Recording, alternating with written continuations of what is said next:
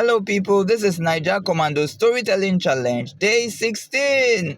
And it's been a pleasure working with you all these days. Niger Commando Storytelling Challenge to promote my forthcoming book, Niger Commando. All right, so it's coming up very, very soon.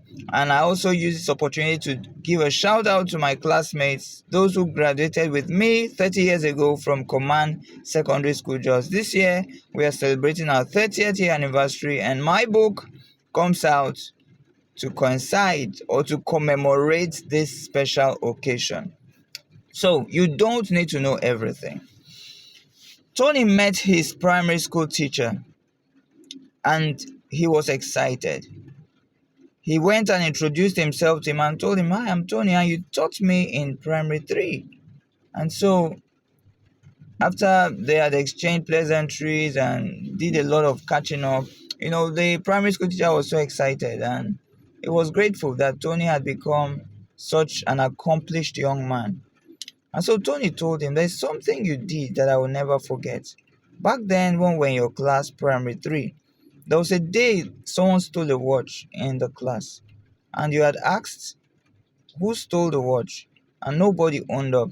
Eventually, you decided to search every one of us, and you told every one of us to come out, face the wall, put our hands on the wall, and then you were going to search our pockets, you were going to search our bags. After searching the bags, you still did not find it, so you searched our pockets. And so there we all were, facing the wall. You asked us to close our eyes so no one will see what was being done, and then you proceeded to search us one by one. At the end of the search, you announced that the wristwatch had been found. I know the wristwatch was found in my pocket, but you never mentioned my name. You never told them I was the one that stole it. Not that day, not the day after, not any other day. In fact, you never spoke to me about it. And I just want to say I'm grateful. That act of yours made a deep impression in my life. I swore that day never ever to steal again, and I never did. And I strove to become an accomplished person. This is where you see me today. Thank you for having this great impression or this great impact in my life. And so the teacher told him, he said, "Well, I remember that day very, very well. As I began to search you, I proposed in my heart that I didn't want to know who it was. And so I began to search you one by one. I know I found it in the pocket of one of the kids, but I didn't know who exactly I found the watch from his pocket. And at the end of the day, I announced that it had been found, and that was it." And so these guys, they hugged each other, and teacher and students, they were so excited. It was an emotional moment for them. So what are the lessons to learn from it? One, the boy stole, but the teacher told himself he was going to shut his eyes. There are times in life we need to shut our eyes. Shut our eyes to the weaknesses of others and open our eyes wide to their strength. There are times we need to praise their strength to high heavens, and we need to minimize their weaknesses. There are things you should never know. You know, he shut his eyes. If he had known it was the boy, it would have probably affected how he treated him. It would have probably affected how he saw him. Some people became terrible, or they became the bad people they are today, not just because they really wanted to be bad, but because people treated them that way.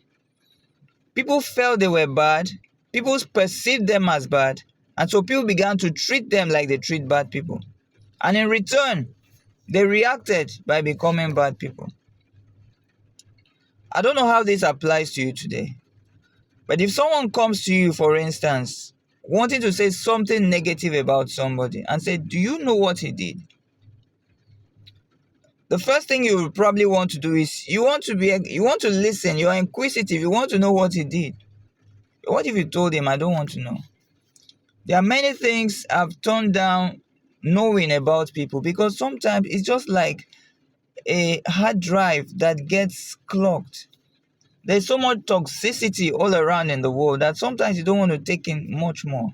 You want to see people the way they are. You want to see them in their beauty. You want to see them in their strength. You want to see them in their glory. You want to see them in their triumphant moments. You don't want to see everyone as a jerk.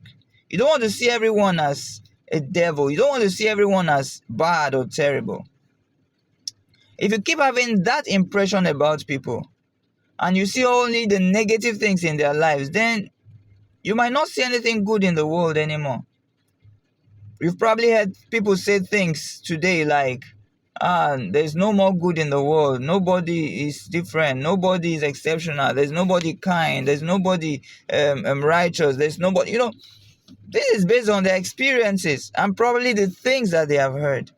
But maybe if we shut our eyes like that teacher and we praise the strengths of people and we choose not to see the negative sides of people and instead trust God and trust them that the potential good in them will come out. Maybe if we did just that, maybe the world will be a better place.